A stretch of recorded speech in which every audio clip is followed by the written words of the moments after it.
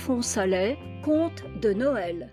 Ce matin-là, il n'y eut qu'un cri dans tout le paradis. Le bon Dieu est mal luné aujourd'hui, malheur à celui qui contrarierait ses desseins. L'impression générale était juste. Le Créateur n'était pas à prendre avec des pincettes. À l'archange qui vint se mettre à sa disposition pour le service de la journée, il répondit sèchement « Zut, fichez-moi la paix !»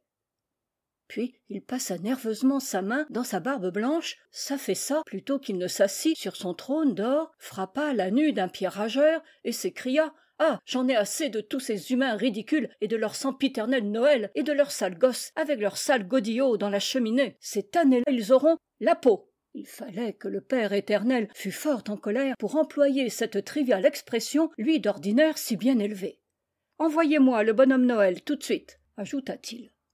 Et comme personne ne bougeait, « Eh bien, vous autres, ajouta Dieu, qu'est-ce que vous attendez, vous, Paddy, vieux poivreau, allez me quérir le bonhomme Noël. » Celui que le Tout-Puissant appelle familièrement Paddy n'est autre que saint Patrick, le patron des Irlandais.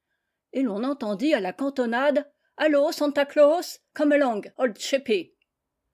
Le bon Dieu redoubla de fureur. Ce pochard de Paddy se croit encore à Dublin, sans doute. Il ne doit cependant pas ignorer que j'ai interdit l'usage de la langue anglaise dans tout le séjour des bienheureux.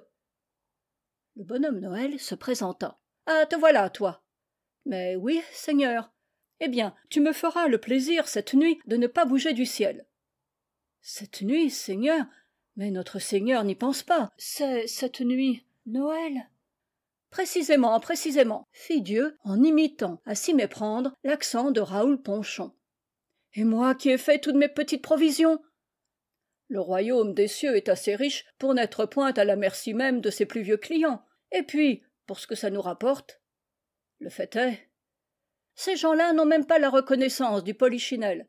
Je fais un pari qu'il y aura plus de monde cette nuit au Chat Noir qu'à Notre-Dame de Lorette. Veux-tu parier ? Mon Dieu, vous ne m'en voudrez pas, mais parier avec vous, la source de tous les tuyaux, serait faire métier de dupe. Tu as raison, sourit le Seigneur. Alors c'est sérieux, insista le bonhomme Noël. Tout ce qu'il y a de plus sérieux. Tu feras porter tes provisions de joujoux aux enfants des limbes. En voilà qui sont autrement intéressants que les fils des hommes. Pauvres gosses. Un visible mécontentement se peignait sur la physionomie des anges, des saints et autres habitants du céleste séjour. Dieu s'en aperçut. Ah, on se permet de ronchonner. Eh bien, mon petit Père Noël, je vais corser mon programme. Tu vas descendre sur terre cette nuit, et non seulement tu ne leur ficheras rien dans leurs ripatons, mais encore tu leur barboteras les 10 ripatons. Et je me gaudis d'avance au spectacle de tous ces imbéciles contemplant demain matin leurs âtres veuves de chaussures. Mais les pauvres aussi, il me faudra enlever les pauvres petits souliers des pauvres petits pauvres.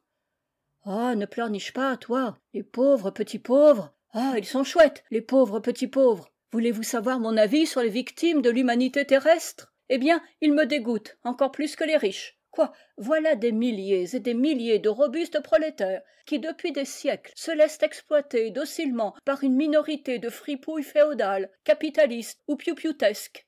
Et c'est à moi qu'ils s'en prennent de leur détresse. Je vais vous le dire franchement, si j'avais été le petit Henri, ce n'est pas au café Terminus que j'aurais jeté ma bombe, mais chez un mastroquet du faubourg Antoine. Dans un coin, Saint Louis et Sainte Élisabeth de Hongrie se regardaient, atterrés de ces propos. Et pensez, remarqua Saint Louis, qu'il n'y a pas 2000 ans, il disait « Obéissez au roi de la terre ». Où allons-nous, grand Dieu ? Où allons-nous ? Le voilà qui tourne à l'anarchie. Le grand architecte de l'univers avait parlé d'un ton si sec que le bonhomme Noël se le tint pour dit. Dans la nuit qui suivit, il visita toutes les cheminées du globe et recueillit soigneusement les petites chaussures qui les garnissaient.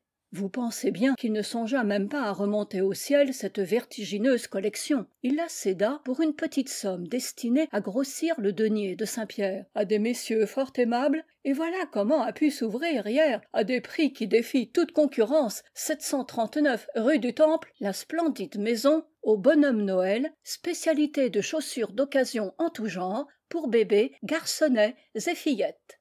Nous engageons vivement nos lecteurs à visiter ces vastes magasins dont les intelligents directeurs, messieurs Meyer et Lévy, ont su faire une des attractions de Paris. Ici se termine Conte de Noël d'Alphonse Allais.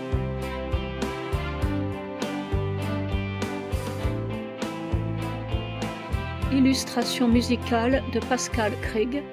Businessplan, tout droit réservé.